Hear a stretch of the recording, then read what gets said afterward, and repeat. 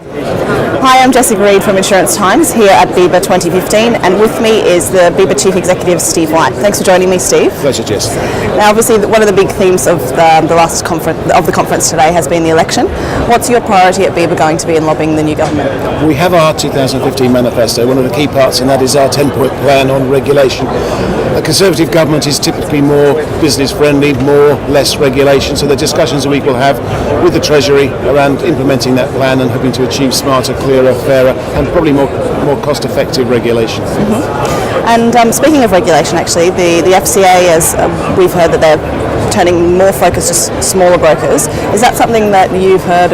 Do you think small brokers are aware of that? We know that the regulator has been puzzling over how to effectively supervise a large number of very small firms. Indeed, it's got a whole load of more small firms coming into scope with the consumer credit regulations. So we're down at Canary Wharf as I'm recording this tomorrow, which will be Friday, to continue our discussions with the regulator. And one of the things on our agenda will be their forthcoming approach to smaller firms. And whatever we hear from them, we'll pass on to our members, either through our website or through our regional compliance forums. And one of the other things that we were speaking about yesterday is the new Insurance Act. What do small brokers need to know, and how are you helping them get up to speed? Well, in conjunction with McTavish, we've produced the Biba Introductory Guide to the Insurance Act. This is available as a PDF on the Biba website. We will be sending hard copies to all our members in the post.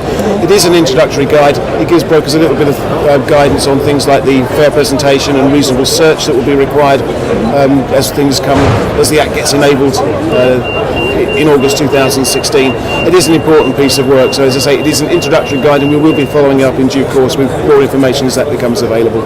Now, obviously, that's just one of the products and influences that Biba's had. What's been your highlight, I guess, over the last year? Well, I think my main highlight just involves the Insurance Act. We went down to the House of Lords and gave oral evidence to the House of Lords as part of the bill's enablement process.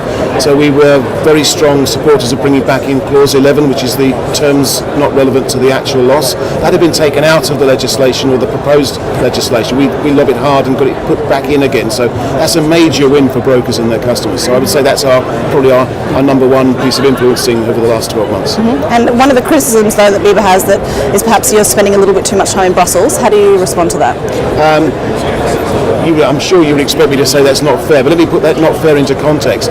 There are, in addition to the revision of the Insurance Mediation Directive, over 40 different new directives, either under design or review, that could directly or indirectly affect insurance brokers. So it is important that we are out in Brussels. If you hear people say more of our regulation is coming from Brussels, they are actually understating the position. But in terms of time management, I spend probably no more than 2 days a quarter out in Brussels. The rest of my time, when it's on lobbying, is spent down at Canary Wharf, Westminster, Stormont, Holyrood, in Wales. So we do spread ourselves out, and to our mind, we're not overcommitting to Brussels. Okay. And the only other thing I wanted to touch on is the announcement yesterday that Biba will potentially be joining forces with the Insurance Brokers Standards Council. What does that look like, and what does that mean for brokers? In terms of an analogy, what we announced, yes, it should be interpreted as an engagement with a commitment to an early marriage. So we have a working group that has been set up. We have a priority list that we're going to be working our way down to bring the organisations together for the benefit of all practising insurance brokers. And what will that mean?